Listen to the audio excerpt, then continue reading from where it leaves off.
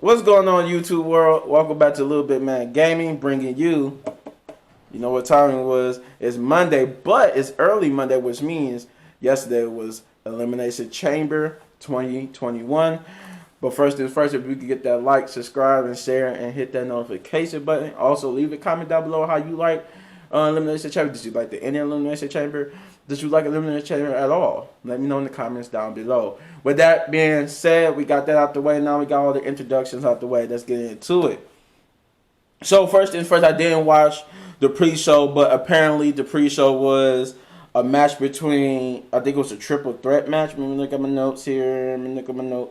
Yeah, it was a triple threat match between Mustafa. No, actually, it was a fatal four-way. Sorry, between John Morrison, Elias, Mustafa Ali, and Ricochet. And apparently, the winner of this match will go on to replace what's his name? Damn, I feel bad. Keith Lee. Whoever, I guess something's going on. I hear rumors that he could. I know his wife or fiance caught Corvette. So I don't know if they quarantined him because of that, but he was on Raw that after it was announced that she had caught Corvette. So they couldn't have been quarantining him because he was on Raw. That he was on that following Raw after that announcement. That's when they got Bobby Lashley. I think he beat Matt Riddle, and then Bobby Lashley attacked her. That's what made the triple threat match for the United States Championship. But then he wasn't on the following Raw or the Raw, the go home show of Raw for Elimination Chamber. So it was like in question whether he was going to even be at Elimination Chamber at all. He wasn't, so that's why they had this match. And it ended up being won by John Morrison. I didn't watch the match. I just know John Morrison won to be added to the trip to replace Keith Lee. So now instead of Matt Riddle and Keith Lee, instead of Matt Riddle versus Keith Lee versus what's his name, Bobby Lashley for the United States Championship, it was going to be now Matt Riddle, John Morrison, and Bobby Lashley for the United States Championship. That was the pre-show. So the show opened. Also, before I get to that, also there was in question whether Asuka was going to defend the Raw Women's Championship at Elimination Chamber. Apparently she was supposed to, but Lacey Evans found out I guess it was legit. I think in my review of Raw when she announced that she was pregnant, I said that they was just using it as a plot tool, but apparently I found out later on that it's legit. She's legit pregnant. So it was coming to question whether or not she was going to even defend at Elimination Chamber. They said she was going to defend an Elimination Chamber.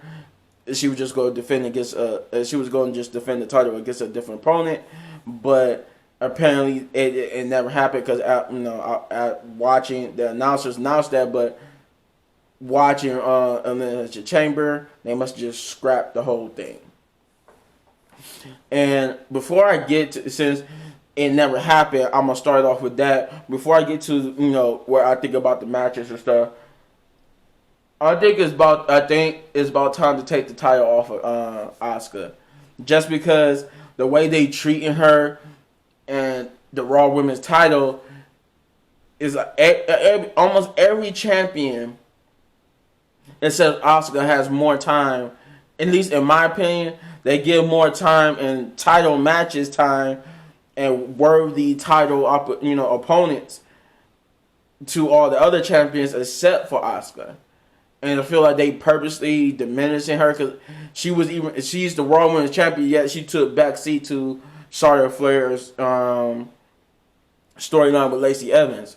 So my thing is that, congratulations to Lacey Evans. I'm glad she really is pregnant, but I think in the grand scheme of things, I think Raw is the perfect place to debut Rhea Ripley. Because they already did that with Damian Priest. they called. We know by now they called up Damian Priest and Rhea Ripley. They just haven't decided whether Rhea Ripley is going to debut on Raw or SmackDown. But I think she needs to go to Raw because she'll be the fresh face. Like Bianca Belair is SmackDown. She's the fresh face of SmackDown that needed to be injected for the SmackDown Women's Championship. And Rhea Ripley needs to do that they need to put Rhea Ripley on Raw for that. So at least the Raw Women's title could feel legit again. Because right now, I don't the way how W's been booking Asuka and the Raw Women's Championship. I don't even feel like you could tell Asuka could feel it too. That she's just being mistreated and not used properly, to the point where we went from having Asuka, no one's ready for Asuka. Asuka was this dominant force to now she's just a comedy joke in the backseat to Charlotte. But enough of that rant. That's what I feel like, because they didn't even have her to say that she was going to even be on the show to defend it, and then not even have the match come up at all. That shows how much they care about the Raw Women's title and the title picture, because they felt like it wasn't even worth having her go out there to defend it against another opponent. And that would have been the perfect time to introduce Rhea Ripley. But back to the pay-per-view at hand, that was just my thoughts since we didn't have an actual match for Asuka. That was just my thoughts on Asuka and the Raw women's title picture. But the first match of the night the first official match of the night for Elimination Chamber was the SmackDown Elimination Chamber match, was featured Daniel Bryan, Cesaro, Jey Uso, Kevin Owens, King Corbin, and Sami Zayn. No, the match. This was probably This was actually one of the best matches of the night, and they really let Cesaro. They had him shine, but what happened towards the end of the night, not the end of the night, but the end of who I'm gonna get to end up facing Roman Reigns. It kind of means nothing now because we know who's going to do this, but let me get to it. So there was a good match, a good showing. Everybody looked good, from Daniel Bryan to King Corbin. And I can't stand King Corbin, but he even looked good. Sammy looked good. Kevin looked good. Cesaro looked good. Jay looked good. The first elimination was King Corbin, by Cesaro way of submission. I think he did put him in the sharpshooter and submitted him. And the next elimination from that match would be Sami Zayn. Kevin Owens hit him with a stunner to get the pinfall. Then Kevin Owens shockingly was eliminated by Jey Uso, because the whole point of them adding Kevin, I thought, okay, Kevin was obviously going to win this to go on to face Roman. This was the whole build up to it, and yet they didn't build up to it. It was a shocking turn, but not a bad thing, not a bad shocking turn, given the fact that we just seen Roman fight Kevin so many times. But I'm glad they went with this. They went with the shocking turn that Kevin got eliminated next by Jey Uso via pinfall. He like in the heel pit bull, sicking my pit bull on you type way. Jay, after Sami Zayn was eliminated, they was closing the door, but Jay stopped them and beat up Kevin and made Kevin's arm get trapped in the door. And he was forcing it. They kept trying to get Jay off the door, and he kept telling him no, he's not getting off the door. He kept using the door to crush his arm, and then it gave him 2 or 3 super kicks, and then he hit him with a splash to eliminate Kevin Owens. And then another shocking turn of events, Cesaro, who looked like he was getting ready to eliminate Daniel Bryan, because Daniel Bryan at some point hurt his knee. And they was work. The knee's been was an angle. They worked it over, and it looked like as if he was going to get eliminated next by Cesaro. And Jay out of nowhere I think who was like knocked down and knocked out for most of that portion of them working over Daniel Bryan's knee, came out of nowhere and super kicked Cesaro, hit Cesaro with the with the splash, and eliminate Cesaro, which came down to the final two of Daniel Bryan versus Jey Uso. And we know the caveat it looked as if Jey would have been the one going on to face Roman for the title. And Jey, he hit Daniel Bryan with some more. He hit Daniel Bryan with some super kicks. They got some exchange, but then once again another super kick, and he set Daniel Bryan up for the splash. But this time he went up instead of on the top ropes, he went up on top of one of the pods to jump from there onto Daniel Bryan. But Daniel Bryan would get the knees up, which looked like it injured him a lot more than it did Jey. But he ended up he hit Jey with the running knee and ended up getting the pinfall. And Daniel Bryan was the winner of the SmackDown Elimination Chamber match, which would lead into the second match of the night, which was Daniel Bryan versus Roman Reigns for the Universal Championship, which was in itself, I guess, what it needed to be. You figure it wasn't going to be a long match because obviously this is why Roman did it, because whoever won he would be able to beat easily. And even though it was good in terms of story, I expected it in terms of story. It still wasn't good not to have Dan Bryan at least look impressive, at least try to put up a fight and had the match go on a little longer. But it just went as is. Basically, Daniel Bryan. The only thing happened was Daniel Bryan, once he was able to finally get to his feet and agree to the match, Roman Reigns tried to spear Daniel Bryan, but Daniel Bryan turned into the yes lock. Then for which Roman. He had Roman, he tried, but then Roman powered out due to Daniel Bryan being tired, and he proceeded to beat down Daniel Bryan, but then put Daniel Bryan in the guillotine to get the submission, the technical submission, because Daniel Bryan basically passed out. And then the second match of the night, or the third match of the night, I said second because the Roman Reigns were before I obviously skipped the most important part, as Roman was celebrating his win over Daniel Bryan, he turned around and got speared by Edge, which Edge did like how Roman did him. He after he speared him, he pointed to the WrestleMania sign, and then signifying that he chose Roman as the champion he wanted to face at WrestleMania, and which rumors had was rumors leading up to this night said that he was going to do. Hey, it was a rumor suggest that that's what the match was going to be, and it ended up being that.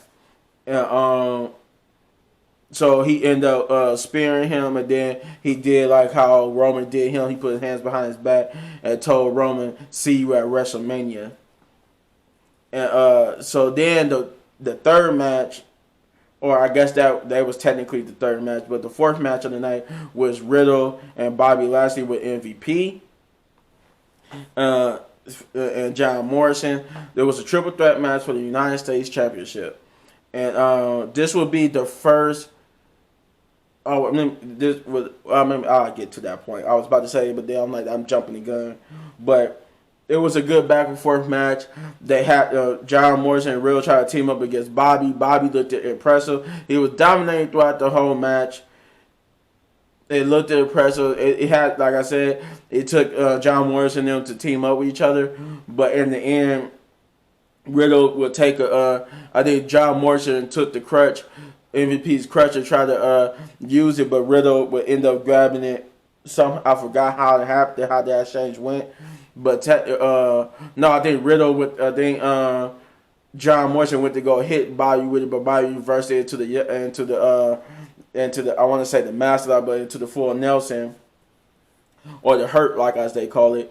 And he ended up while instead of John Morrison tapping out, he was almost about to tap out, but Riddle hit John Morrison with the not John Morrison, but he hit Bobby Lashley with the crutch like twice, sending Bobby Lashley out the ring, and then he hit John Morrison with the bro to sleep or I forgot. I think it was the bro to sleep. He hit him with one of his. It was either bro to sleep or another finishing move. It was almost like the style. It was not the bro to sleep because that's the one he do off the top rope. But I forgot the name of the move. But the one that's looked like AJ Styles style clash. And then he got the pinfall, becoming the new United States champion, which would be the first title change of the night. Now we would get to the second one. But yeah, it was a good match. I enjoyed it. Up until this point, I'm still enjoying it. I enjoyed the SmackDown Elimination Chamber. I enjoyed it for what it was, the Roman Reigns match and the Matt Riddle match. I actually enjoyed that match. The next match was Nia Jax and Sonya Blazer versus Bianca Belair and Sasha Banks for the women's tag team championship. And it was good. I didn't care too much about it. I figured that Nia Jax and Sonya was going to win. I didn't think they was going to feed down Bianca Belair and Sasha Banks, making them tag team champions, only signifying that they was going to be facing each other at WrestleMania. But it looked like they had victory at hand until Reginald came out and got involved and tried to give Sasha Banks the wine bottle to help her beat Nia Jax, but the referee called it, saying what she doing with it, and got the bottle out of there. Nia Jax would end up using the distraction to her advantage to hit the Samoa drop on Sasha Banks and getting the win. And for them to retain the titles, because they still got a match against the Dusty Rhodes winners of I'm gonna say Tina, Dakota Kai, and Raquel Gonzalez. All right, moving on to the next match on the docket, which was technically the main event match. This was the last match. In between this, I believe, from what I was reading and hearing, I believe Asuka's match was supposed to take place before the Raw Elimination Chamber match. Excuse me, and but it never happened because this was where it was supposed to take place. But I think they pulled it basically from the pay per view because it never happened on the pay per view. Even though we heard earlier in the night that she was going to defend the title against a different opponent, but they never did. That's where, as I said in the beginning, that's why I think she should drop the title to either Charlotte or Rhea Ripley, so that we could just go ahead and get to a different feud. But end up being Drew McIntyre in the Raw Elimination Chamber match, which was a good match in itself. I actually enjoyed that match. I enjoyed it too. It wasn't a bad match. The only sour match I had was the Nia Jax up until this point. But then I got back and invested when it got to the Raw Elimination Chamber match, and the first person, everybody looked good. Randy Orton, Kofi Kingston, Jeff Hardy, Sheamus, especially Jeff Hardy, AJ Styles, and Drew McIntyre. They all looked good. First elimination, surprisingly, I think the first two people to start the match was Randy Orton and Jeff Hardy. I forgot to say that too in the SmackDown Elimination Chamber match. Cesaro and Daniel Bryan was the first two to start the match, and Daniel Bryan by being the first two to start the match won that match. So that was also impressive. But Randy Orton and Jeff Hardy was the first to start the match with a Raw Elimination Chamber match, and the first elimination would come once Kofi Kingston got involved. Kofi Kingston would eliminate Randy Orton. Randy Orton was the first person to be eliminated, because we basically know they saving him for the Fiend, so they don't want to put him in no type of title picture. The next elimination would be Kofi Kingston via Sheamus with a bro kick. He got the pinfall. Jeff Hardy would later be eliminated would be the next elimination by Drew McIntyre with the Claymore. Sheamus would get eliminated by AJ Styles. I think he hit him with the Styles Clash or the Phenomenal Elbow, whatever they call it. And and he ended up getting a pinfall. So which left it down to AJ Styles versus Drew McIntyre. AJ Styles, though, I want to touch on one bit was that AJ Styles got into the match impressively because he used almost because once Randy Orton got eliminated, I think Randy Orton like RKO'd everybody. And he ended up, because we all knew Sheamus was going to enter last because he beat Drew McIntyre in the gauntlet match to enter last. So he used almost to like break the plexiglass off the pod, and he ended up entering earlier than he's supposed to be. That's how he ended up getting into the match. It was kind of cool, but almost got ejected from ringside. But yeah, it came down to AJ Styles and Drew McIntyre. They had it back and forth to where it even looked like Drew might lose it to AJ Styles, but AJ Styles would go for the phenomenal forearm. That's I finally figured out it was the phenomenal forearm one too many times, and Drew countered the phenomenal forearm with a Claymore kick, ended up pinning AJ Styles to retain the WWE Championship. But wait, I said it was 2 title changes that night. There was an impromptu main event. Bobby Lashley and Drew McIntyre celebration. Bobby Lashley furious, and for some strange reason, because we had a backstage promo with Miz talking with MVP. Bobby Lashley supposedly on going on whatever deal Miz made with MVP.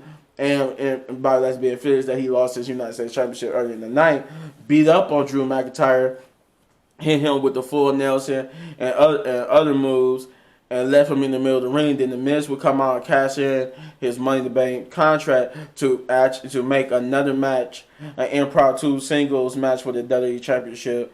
Drew McIntyre, he hit once the match was actually started.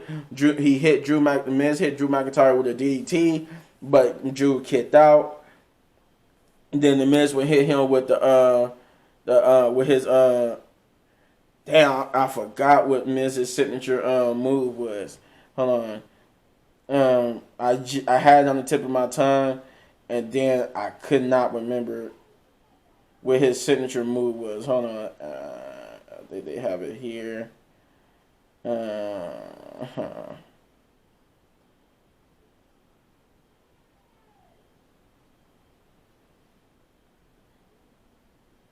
The skull crushing finale.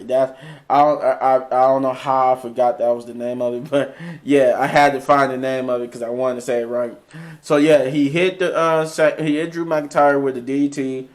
Drew McIntyre kicked out, so he set Drew McIntyre up for the skull crushing finale, and pinned Drew McIntyre 1, 2, 3 to become the new WWE champion for the first time in 10 years. And actually, I'm okay with it because I honestly, at one of I had said on Twitter to in a post that WWE, and it was about basically Big E was saying how Kofi Kingston got pushed to the back burner after he lost to Brock Lesnar, lost the WWE Championship to Brock Lesnar, and he wasn't never given a proper rematch for the title.